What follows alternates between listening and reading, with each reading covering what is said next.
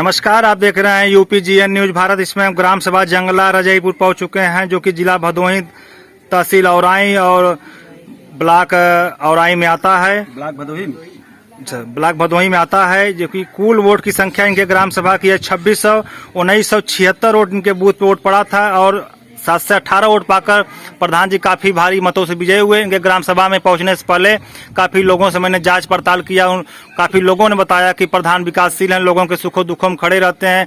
अगर रात को भी जरूरत पड़ जाती है, प्रधान जी हमारे सुख दुख में आते हैं। काफी विकासशील प्रधान है। आइए प्रधान जी से बातें करते हैं विकास के मुद्दों पर। प्रधान जी नमस्कार, आपका यूपीजीएन न्यूज में स्वागत है। प्रधान जी, आप विकास के प्रति अपने गाँव के लोगों को क्या संदेश देना चाहते हैं? क्या विकास करेंगे आप? नमस्कार, हम अपने गांव के जनता के बहुत बहुत आभार प्रकट करते हैं और गांव की जनता की सहानुभूतियों को मैं कद्र करता हूं और गांव के लिए मैं सदैव समर्पित रहा हूं और समर्पित रहूंगा।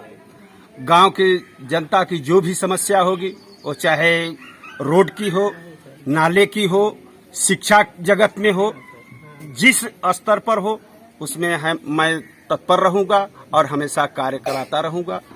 और जनता से यही उम्मीद रखता हूं कि जनता को मैं पूरी तरह से संतुष्ट रखूंगा।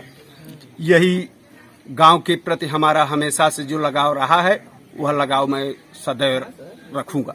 जी प्रधान जी, ऐसा जानते हैं आप कि इस समय कोरोना काल चल रहा है और भारत देश में महामारी का स्तर बहुत तेजी से था। अभी कुछ कंट्रोल हो गया है वैक्सीनेशन कारण, और हर गांव में सर वैक्सीनेशन का कार्य किया जा रहा है कैंप लगवा के। तो आपके ग्राम सभा में सर कैंप लगा तो कितना % तक सर वैक्सीनेशन हुआ है? हमारे गाँव में कैंप लगा, उससे पहले मैं मुहिम नहीं चला सका क्योंकि सूचना न मिलने के कारण मुहिम चलाया। उसके पश्चात 30% लोगों को वैक्सीन लग पाया। प्रधान जी, जैसा जानते हैं आप कि 2022 में विधानसभा का चुनाव है और इसमें मेन भूमिका प्रधान जी की होती है। तो आप किस पार्टी से बिलोंग करते हैं या किस पार्टी में रुचि है आपकी, कि आप किस पार्टी को वोटिंग अपने ग्राम सभा कराएंगे? क्या है इसमें? पार्टी से जो जहां तक रही बात, इस समय गांव सभा का मैं नेतृत्व कर रहा हूं। गांव सभा पूरी तरह से एक पार्टी के प्रति नहीं, मैं गांव के जनता के विश्वास के देखते हुए जो पार्टी हमारे गांव के विकास के मुद्दों पर कार्य करेगी, मैं उसके साथ रहूंगा। और मैं अपना व्यक्तित्व स्वयं से किसी पार्टी में न रखते हुए मैं अपने ग्राम सभा के सम्मानित व्यक्तियों को, पूरी जनता को, जिस पार्टी में गांव का विकास होगा, मैं उसके साथ रहूंगा। जी, जैसा प्रधान जी जानते हैं कि हर ग्राम सभा में राशन वितरण की कुछ न कुछ समस्याएं होती हैं। जी, तो आपके ग्राम सभा में क्या पात्र लोग राशन पाते हैं कि अपात्र लोग भी राशन ले जाते हैं? अपात्र तो नहीं ले जाते, पात्र लोगों का कहीं न कहीं से कुछ खामियों के कारण नाम कट गया है, जो मैं कोशिश कर रहा हूं उनका नाम जुड़वाने के लिए। अपात्र व्यक्ति उसमें नहीं पाते। प्रधान जी, ये बताइए, आपके ग्राम सभा में जो नाली खड़ंजा की जो समस्याएं होती हैं, हर ग्राम सभा में होती हैं, कुछ न कुछ आपके ग्राम भी समस्याएं होंगी। तो क्या आप उसमें कितना काम कराने में सक्षम रहेंगे 5 साल में? हमें कुल मिलाकर 3 महीने प्रधान बने हुआ, हमारे गांव में 4-5 नाले थे जो पानी से गांव डूबा रहता था।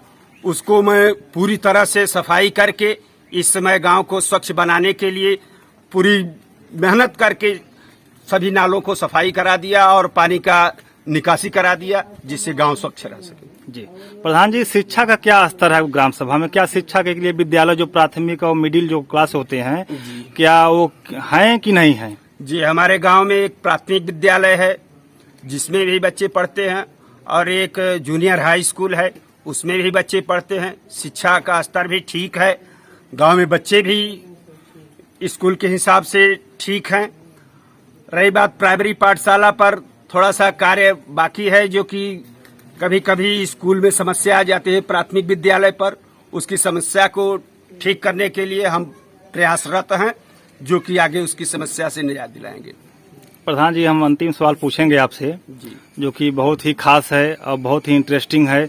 हर प्रधान जी जो प्रधान बनने से पहले, चुनाव लड़ने से पहले हर प्रधान जी के दिल और इच्छा में होता है कि दिमाग में कि मैं प्रधान बनूंगा और प्रधान बनने के बाद मैं ग्राम सभा में कुछ एक ऐसा काम करूंगा जिससे आने वाली पीढ़ी या आने वाले समाज जो गांव के लोग हैं हमें हमेशा याद करेंगे हमारे कामों को देखकर। सर, क्या आपके दिमाग में कुछ अलग से ऐसा प्रोजेक्ट है या कुछ ऐसा सिस्टम है आपके दिमाग में जो आप ग्राम सभा में एक अलग से कुछ नया करना चाहते हैं?